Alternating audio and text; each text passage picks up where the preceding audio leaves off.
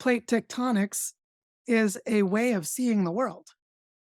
And so there are other ideas like this about the dynamic Earth that are very, very important to be able to understand what's going on, which means that to even grasp, for example, that climate change is merely a symptom and not a cause, and to understand that climate change is a subset of the carbon cycle of the Earth. And the carbon cycle includes all living things because we only know of carbon based life, and all living being is based in carbon.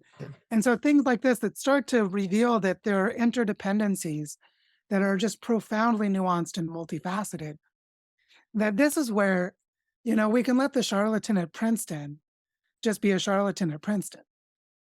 But what's really scary is how easy we can not see what's really going on, even as massive amounts of data have accumulated that would reveal it if people had the right conceptual lenses to see it. My name is Eduardo Esparza. I am the founder and CEO of Blue Dot Project and the host of the Climate Lovers podcast. In this podcast, we go deep into the stories of entrepreneurs and changemakers who play a critical role in valuing and supporting the Earth's natural capital. Here we acknowledge that nature provides critical services to modern society like water, regulating our climate, and making land inhabitable. But we take nature's services for granted, depleting it faster than the Earth can naturally regenerate. So if the current system values nature more dead than alive, then we need to change the system. We need economic models, businesses, and policies that properly value our planet's natural capital. In this podcast, we talk with entrepreneurs and heroes changing the system from within. We go deep into their personal stories, inspirations, and unique approaches. Together, we unravel what it truly takes to shift the system into one that secures a brighter, more abundant, and sustainable future that supports all life on Earth. Now let's meet today's host and their guest. So my guest today is Joe Brewer. And I don't know, Joe, if you'd call yourself an environmental activist. Maybe that's a pigeonhole you don't want to be in, but you are certainly committed to doing what you can to reverse, mitigate the effects of climate change. And particularly you're focused in one specific area of mitigation, Earth regeneration. So I'm very enthusiastic to have Joe on the show today because he's a great example of one person who can have outsized effects and influence by using his imagination and by following his personal convictions and commitments. So Joe, just briefly, let me introduce you. You started out living in the Ozark region of the state of Missouri. And from what you told me, you grew up on a chicken farm, right? Yeah, that's right. Somehow you went from the chicken farm to becoming a physics undergraduate at Southern Illinois University, studied physics. And then from there, somehow you went to studying climate science at the University of Illinois. The undergraduate Go ahead. was in Missouri. I did my undergraduate at Southeast Missouri State, but the atmospheric science was at the University of Illinois. So significant transition, right?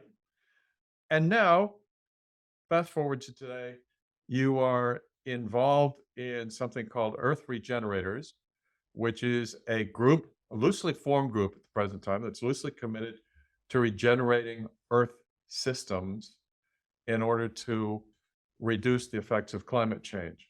What I'd like to do is spend some time talking about how you made each of those big transitions in your life, I guess as much as anything to show other people that it's possible and to show that there is such a path. Yeah, that sounds like fun. Let's do it. How would you like me to begin? How about on the chicken farm in the Ozarks? What was that experience and how did you start out there? Well, one thing that happened for me is that both of my parents were from St. Louis. And during the Cold War, with all of the different kinds of existential risks and fears that existed, the vision that they had was to go live in the country as part of the Back to the Land movement. And so they moved from St. Louis on the east side of Missouri to Southwest Missouri, close to Arkansas and Oklahoma, to start chicken farming and growing their own food and having a big garden. And our house was an underground house to protect us from nuclear attack and a lot Wow. of things that were typical of the Cold War era. What year was this that they made that move? They made that move in 1973 or 1974. everybody was thinking that way at that time. Yeah, just after my oldest brother was born. And so one of the things that was really defining feature of my life was having parents who were from the city and were, while neither of them had college degrees, I was the first in my family to go to college. They both were intelligent and well-educated people living in the country. So part of my experience was working on a big industrial chicken farm, collecting dead birds, to keep them from spreading diseases, and feeding the chickens the steroid enhanced chicken feed that would grow them to these gargantuan sizes. And mostly I hated it. It was pretty disgusting. And one thing that really stood out for me, even as a child, was that there were just these really terrible ways that we treated animals. There were really profound disconnects between what people did for fun and what was good for the environment.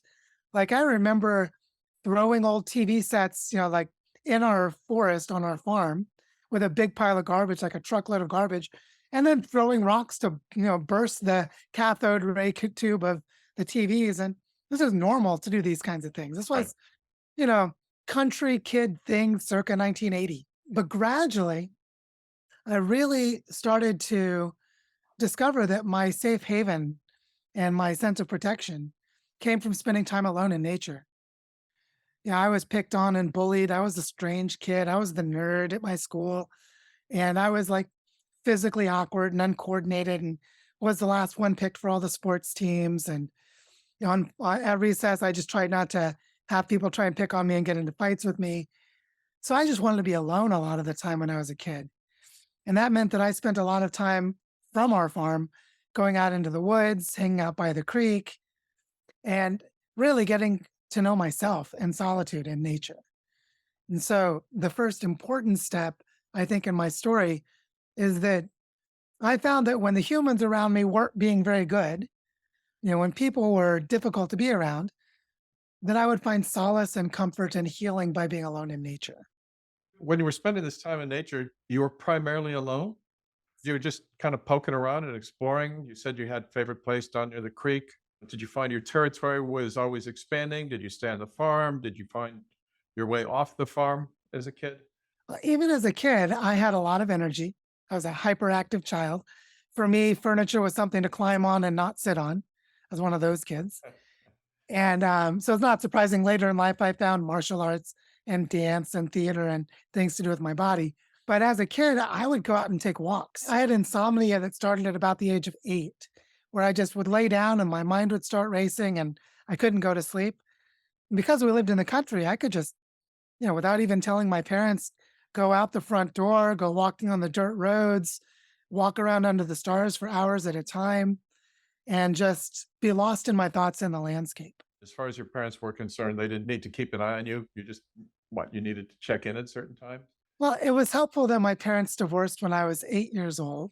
Helpful in the sense that I had a single mother raising 4 kids and running a big farm, which means she couldn't possibly pay attention to us the whole time. And we had to take care of ourselves quite a lot, just as she was doing chores and putting food on the table. And then, we would do some chores too, but there was a lot to do on the farm. So we ended up with 4 kids. We weren't like raising ourselves. My mother was there and was very attentive and very committed, but we also had a lot of free, unstructured time to just go outdoors and play for hours and then come back home before dinner. And this was just part of country life in the 80s. And I think even more so for younger generations or for earlier generations. Right.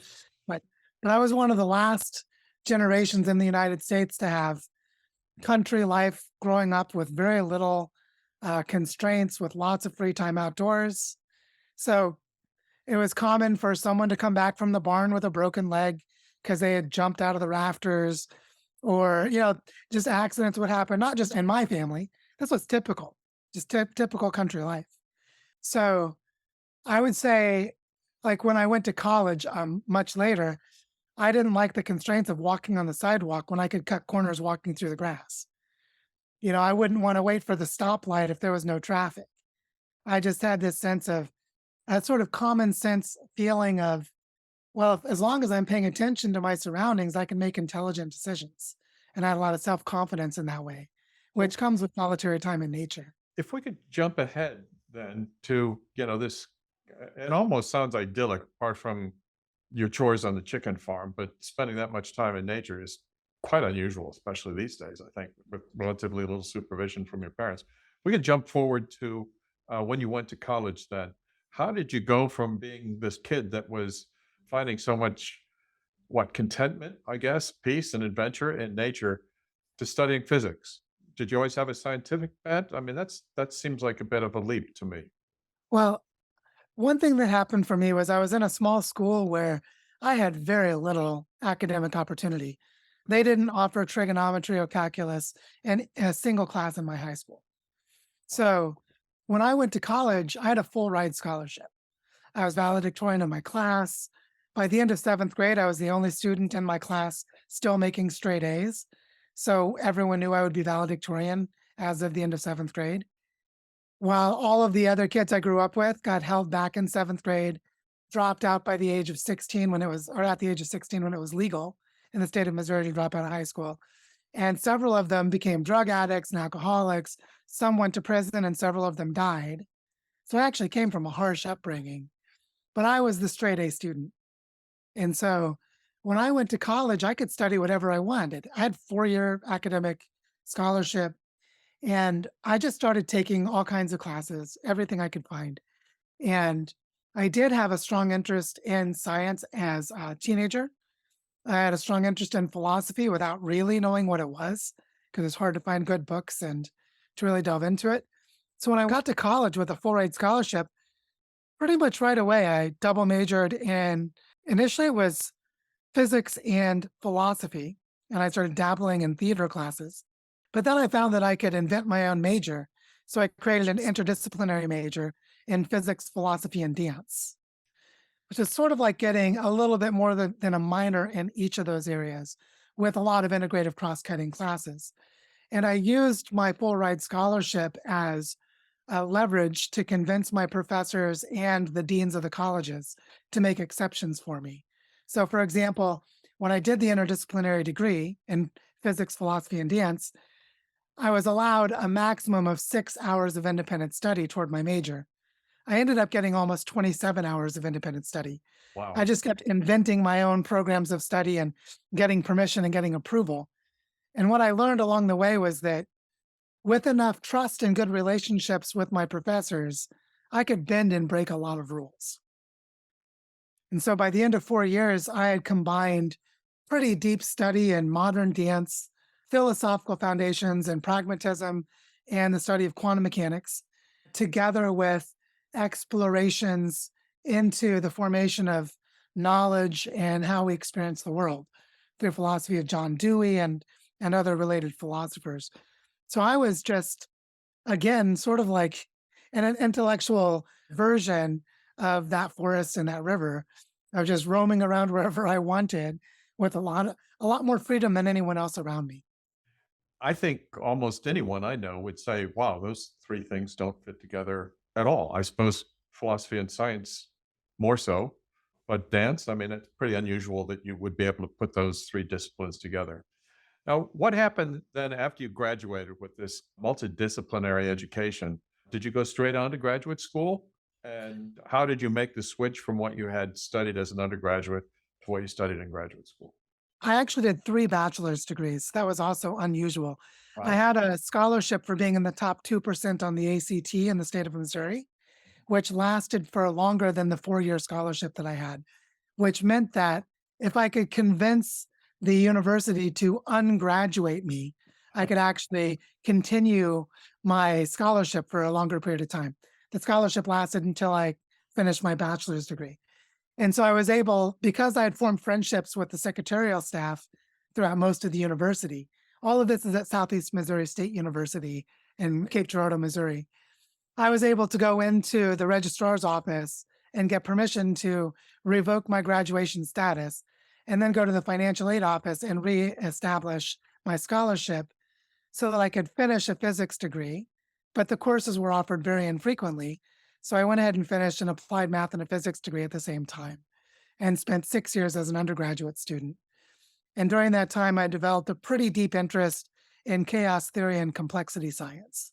So when I went to graduate school, initially it was at Southern Illinois University in Carbondale in a physics program studying material science, but I didn't get along with my advisor.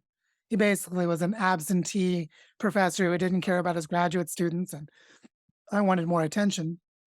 And then a professor who was from the University of Illinois in Champaign came down to Southern Illinois and gave a talk in the physics department about satellite remote sensing and cloud physics. How do clouds form? What is the relationship of clouds to climate? And how do you study them with satellite data? And I was just enamored and blown away. So I asked him if I could join him, and I was admitted mid-year in January instead of in August when most students come in, and came in the back door into the atmospheric science program at the University of Illinois. And my background in physics and philosophy and mathematics made me a pretty ideal candidate to be able to make that jump. But it was my interest in complexity and pattern formation that really took me to the next level of learning how the patterns of the dynamic Earth work within an atmospheric science department. So was your goal when you signed up there to get a PhD, or was it to get a master's degree? I was intending to get a PhD. And what happened was, really, I wanted to go to the University of Illinois because I knew they had a place called the Center for Complex Systems Research. And I didn't know much about atmospheric science, but I was a physicist and I could, jump in and do the work. And I really fell in love with Earth system science, which is a more elaborate and integrative body of knowledge that atmospheric science is part of. That was just by sheer luck of ending up in a world-class atmospheric science research center. The University of Illinois is interesting in that the atmospheric science department started as an independent research center as part of the National Center for Supercomputing Applications. Then later they created a graduate program. And so there were 12 professors and 30 students. It was tiny. And the professors had more funding per professor than any other department at the university. More so than business or law. That's remarkable. Yeah, and more so than engineering or material science. And so I was in this incredible world-class research center that was just designing their undergraduate major while I was there and hadn't launched it yet. So I landed in the middle of, as you know from your experience at the University of Illinois, one of the top research institutions on the planet. I mean, it's just an incredible place. And it's the third largest public library in the United States. So I just had a field day with 36 entire buildings of libraries. Third largest university library in the United States, I believe. It might be public university, but there's also an Illinois libraries network, which interestingly includes universities in Arizona and other places. Yeah. That is probably the largest consortium of book sharing in the United States. But because the University of Illinois is where the first network hub of the internet was established, Right. and other interesting things, it was a truly phenomenal place to go to graduate school. I was like a kid in a candy store there. And one thing that happened for me was the chair of my department, who was a man named Don Woobles, who was part of this group called the Tiger Task Force of atmospheric chemists who had helped solve the problem of the ozone hole. So these like top-notch scientists, he had gotten a grant to create an undergraduate major in Earth system science. And I jumped in to help design the curriculum with a graduate student from sociology. So we mapped out 400 university courses that existed at the University of Illinois that could become part of an undergraduate major that we designed called Earth Systems, Environment, and Society.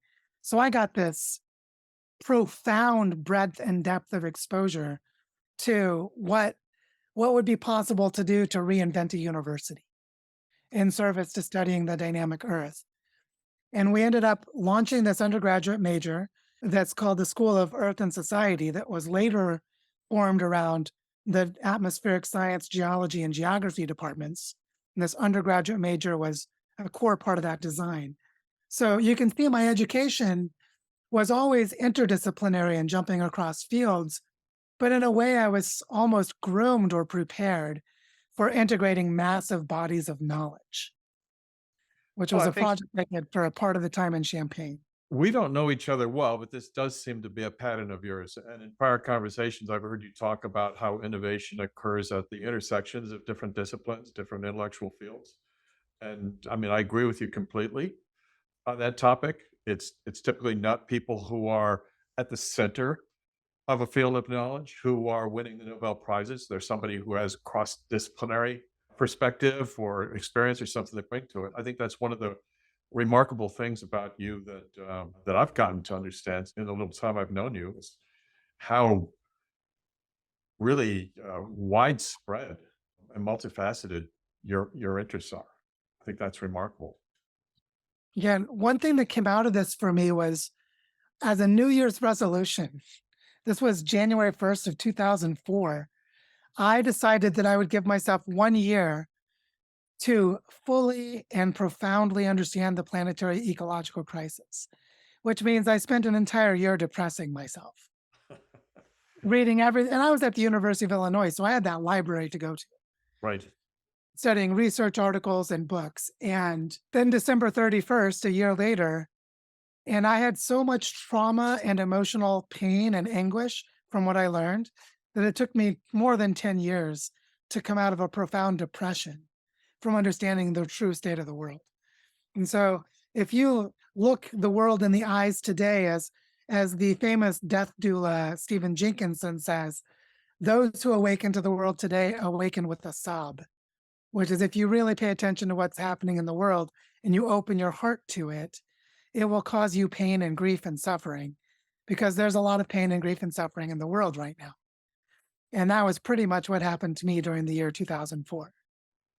Interesting. I'm sure you're familiar with Hans Rosling, the Swedish statistician Mhm. who has, before he passed away several years ago, he had made himself pretty famous by publishing a book and by presenting all kinds of information about how the world is really much better than a lot of people think it is. And since then, Steven Pinker has also picked up that flag and carried it. So I think it would be almost remiss to let your statement stand about how grim the world is, because there are going to be people listening to this who are going to be thinking, ah, but what about Hans Rosling built a reputation on a propaganda that he could present statistics honestly. But actually, if you studied cognitive biases and logical fallacies, he made them all over the place. And he was actually a massive abuser of statistics to lie and spread a neoliberal corporatist agenda. Steven Pinker has been similarly discredited. He just makes outlandish false claims. And because he's so heavily funded and supported by corporate media infrastructure, he's able to perpetuate his reputation well beyond what his intellectual accomplishments would warrant. But just as one example, to start this conversation, there is now a massive body of evidence that we are causing human activities, are causing extinctions of non-human species at a rate of at least 10,000 times faster than the background rate. So just as one area of research to say there's a typical rate of extinction at any time and a typical rate of new species. And actually, after a mass extinction, you have periods where biodiversity goes up, which means new species form more quickly than species go away on average over the span of millions of years. And right now, the extinction rate is at least 10,000 times faster than the background rate. And it's almost entirely caused by humans destroying habitats, by the destruction of natural ecosystems. So just as one example out of many, out of thousands that could be shown, that would all point to the breakdown and destruction of the Earth's biosphere, planetary health, increasing inequality, increasing problems with discernment and the ability to manage complexity. And there are very diverse sets of social, economic, political, and environmental trends, all of which go in the negative, that go against the lies of Hans Rosling and Steven Pinker, that they're basically just corporate stools who represent a story that only the maybe 2% of the human population in a bubble of privilege formed around the hoarding and destruction of wealth from everywhere else on Earth through 500 years of colonialism could even falsely claim that the world is a better place. And so it's sort of outlandish how well documented and how diverse the data trends are, showing the real state of the planet. But unfortunately, because of things like academic departments and universities forcing the maintaining of fragmentation of knowledge and the active suppression of knowledge synthesis across fields, that there are very few places to get a holistic and integrative education to see how the whole planet and the globalized economy are functioning as whole systems. What you're saying makes me think of how easy it has been for climate skeptics, climate deniers. I don't really like that phrase, climate deniers. They're not denying the climate. What they're denying is that climate change is real or that it's caused by human beings. But anyway, I tend to follow these people who are in that camp just because I'm trying to understand what they're saying and if there's any possible validity to it and so on. A couple of weeks ago, I was watching a YouTube video by a fellow who is, you'll probably know his name right off the top of your head. He's a physics professor at Princeton, and he claims that there is no physics argument for why carbon dioxide should cause climate change. And, he's just one of dozens, probably hundreds of people who are out there saying these kinds of things. But because of his expertise in physics, he's senior professor at one of the most prestigious universities in the United States. People seem to think, oh, well, if he's saying this, I mean, how could he be attacking this and it wouldn't be true? But I think the point that always occurs to me as he's saying that is, yeah, but what does a physicist know about climate science? What does he know about the complexity of the interactions of all these different factors? And how much study has he given that? I think that's the point you were driving at a moment ago. That's the general point. And in that person's case, I'm not remembering his name, but I do know who he is. He specialized in rockets and rocket thrusters and was more of a mechanical engineer who had a physics undergraduate degree. And he's funded to the tune of several $1,000,000 a year by ExxonMobil. And you just go through the litany of Right. reasons why he is the opposite of a credible source. But what's interesting is that it was in the year 1812 that carbon dioxide was shown to be a greenhouse gas, that it absorbed infrared radiation. And that's like physics 098. It's not even physics 101. So when a physicist who makes any claim otherwise is either an idiot and doesn't deserve to have the name physicist or is lying. And it's very easy to lie when you're being paid so much money and elevated to do it. The more insidious thing is not these people who engage in such unethical actions. The more insidious thing is that the human mind evolved to deal with problems that are not nearly as complex as climate change. And this is what's more interesting, is that, okay, let's take the wrongdoers out, because they're actually a tiny number of those people. The real challenge is that to understand the dynamic Earth, we actually have to build up the conceptual understandings to even see with the right eyes to understand how the planet works. And just to give an example of this that's well known in the history of science, plate tectonics was proposed in the 1920s, but it wasn't until the 1970s that it became established as an empirically based and supported theory that could then go on to become verified as true. Took half a century, and it was considered ridiculous and absurd for the first 30 years of that time.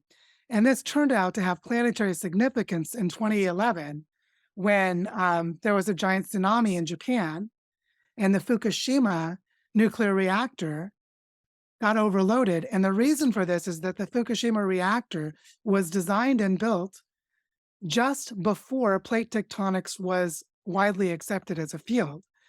Back in the time when people thought it was impossible, like physically impossible, to have an earthquake on the Richter scale that went above an 8. And so they didn't design for a magnitude 9 earthquake because they were, quote, physically impossible. Because if you didn't have subduction zones and plate tectonics, you could not generate those earthquakes. So the Fukushima reactor, which was from a design in the mid-1970s, it was able to overflow its cooling units and explode because plate tectonics is a way of seeing the world. And so there are other ideas like this about the dynamic Earth that are very, very important to be able to understand what's going on, which means that to even grasp, for example, that climate change is merely a symptom and not a cause, and to understand that climate change is a subset of the carbon cycle of the Earth. And the carbon cycle includes all living things because we only know of carbon-based life, and all living being is based in carbon. And so things like this that start to reveal that there are interdependencies that are just profoundly nuanced and multifaceted, that this is where, we can let the charlatan at Princeton just be a charlatan at Princeton. But what's really scary is how easy we can not see what's really going on, even as massive amounts of data have accumulated that would reveal it if people had the right conceptual lenses to see it.